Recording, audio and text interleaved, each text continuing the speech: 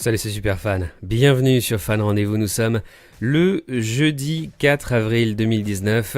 C'est Num Rendez-vous, l'émission de la révolution numérique et la transformation digitale. Et on commence avec la news du jour. Business douteux d'influenceurs. Emma Cakeup, la youtubeuse suivie par plus d'1 400 000 abonnés sur YouTube, attaque au moins 2 youtubeurs en justice, puisque ces 2 youtubeurs l'ont accusée de faire la promotion de sites douteux, avec des arnaques apparemment, notamment des sites avec des montres AliExpress et des contrefaçons. Dans le reste de l'actualité maintenant, on va parler des GAFAM. Google+, le réseau social, cesse définitivement d'exister. Je t'en ai déjà beaucoup parlé dans cette émission. C'est fini pour Google+. D'ailleurs, tous les articles mentionnés dans cette vidéo sont évidemment dans la description de cette vidéo sur YouTube, avec tous les liens. Aux USA, Google déploie sa fonctionnalité révolutionnaire, Duplex sur des smartphones non pixels. C'est la première fois. Alors, si tu connais pas Duplex, c'est que tu n'as pas suivi cette émission. Faute grave, attention, faute professionnelle. Duplex, c'est en fait le Google Assistant, l'intelligence artificielle de Google, qui va passer des appels à ta place et qui va discuter avec des humains, avec des gens pour réserver un rendez-vous chez le coiffeur ou pour réserver une table au restaurant. C'est vraiment une sorte de secrétaire particulier. Bientôt, un concurrent de Slack intégré à Gmail. Google envisagerait d'intégrer Hangouts Chat, son concurrent de Slack, sur Gmail et sur les autres applications de sa suite de productivité. Apple News Plus aurait attiré 200 000 abonnés en 48 heures. Facebook envisage de créer un onglet dédié aux médias. Dans un entretien vidéo avec Matthias Döpfner, Mark Zuckerberg évoque la création d'un espace spécialement dédié à l'actualité sur Facebook où les médias concernés seront rémunérés. Les données de millions d'utilisateurs Facebook exposés sur les serveurs Amazon. Encore un nouveau scandale, j'en ai marre. Facebook est au cœur d'une nouvelle tourmente. Les données de plusieurs millions d'utilisateurs auraient été exposées par des applications tierces sur les services cloud d'Amazon. Plus de 540 millions d'enregistrements Facebook trouvés sur des serveurs Amazon. Des chercheurs en sécurité ont découvert des centaines de millions de données appartenant à des utilisateurs Facebook qui ont été collectées par 2 sociétés tierces et stockées sur des serveurs AWS, donc ça c'est Amazon, sans mot de passe. Incroyable. Ça n'en finit pas. La commande vocale réunit Walmart et Google face à Amazon, donc c'est une nouvelle alliance. Les guerres des distributeurs commencent à ressembler à un épisode de Game of Thrones, et dans cette bataille, Google et Walmart, alors Walmart c'est le Carrefour ou le Auchan américain, s'allient contre Amazon et Whole Foods dans le secteur des interfaces vocales. Comme je te l'ai déjà beaucoup dit dans cette émission, le futur du e-commerce et du shopping, c'est le commerce vocal, la commande vocale. Autre news tech du jour. PayPal vient de réaliser son premier investissement dans la blockchain.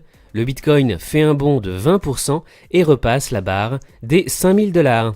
Instagram annonce l'arrivée d'IGTV Ads pour les créateurs. WhatsApp vous permet enfin d'empêcher les gens de vous ajouter à leur groupe. Vous ne voulez plus être invité dans des groupes sur WhatsApp, voici ce qu'il faut faire. Snapchat avec Status, le réseau social imite Foursquare. Snapchat teste une fonctionnalité de statut pour la carte SnapMap. La fonctionnalité statut permet de définir un bitmoji indiquant aux autres utilisateurs ce que l'on fait à un endroit précis, un moyen pour faciliter les échanges et inciter les utilisateurs à revenir plus souvent sur l'application. Comment l'application TikTok chinoise se transforme-t-elle en plateforme e-commerce lancée en 2016, l'application la plus téléchargée en 2018 et la plus détestée du web aussi. TikTok a de beaux jours devant elle. Samsung lance la production en masse de ses puces 5G. Le streaming musical représente quasiment la moitié des revenus de l'industrie musicale. Voilà, un exemple concret. Quand je te parle de révolution numérique, concrètement c'est ça. News France maintenant. Twitter rejette une campagne du gouvernement français pour les élections européennes. Hashtag oui je vote. Pourquoi une campagne du gouvernement a-t-elle été refusée sur Twitter ? C'est à cause de la loi anti-fake news. C'est vraiment l'arroseur arrosé.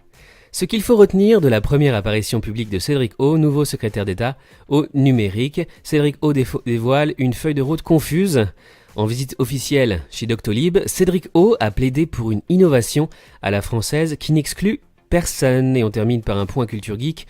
Netflix confirme officiellement la saison 2 de The Umbrella Academy. Superbe série, j'ai fait la critique sur ma chaîne, j'adore cette série, une série de super-héros. Évidemment, elle a été renouvelée pour une saison 2 et le tournage va bientôt commencer. Hollywood dans le collimateur du département antitrust américain à propos de Netflix. Interdire Netflix aux Oscars, comme le voulait Steven Spielberg, pourrait être illégal selon la justice américaine. Attention, les copies illégales de Game of Thrones sont infestées de virus, la nouvelle. Et dernière saison de Game of Thrones risque d'être la plus dangereuse de toutes, donc je te conseille d'attendre sa diffusion officielle sur HBO qui sera le 14 avril. Tu n'as plus que 10 jours à attendre. C'est tout pour aujourd'hui. Merci d'avoir regardé Num Rendez-vous. Pour des news tech mises à jour en temps réel 24h sur 24, 7 jours sur 7, j'ai 3 comptes Twitter pour ça, Num RDV, Tech RDV et Marketing RDV. La dernière émission a fait des dizaines de vues, je crois seulement. C'est vraiment ridicule. Donc on risque d'arrêter la quotidienne et de repasser au format hebdo pour cette émission comme avant. Je te souhaite une excellente journée. N'oublie pas de liker, de partager et de commenter cette émission, cette vidéo, si tu veux que l'émission continue. Sinon, elle passera au format hebdomadaire et on arrêtera la quotidienne. Bonne journée, à demain, salut.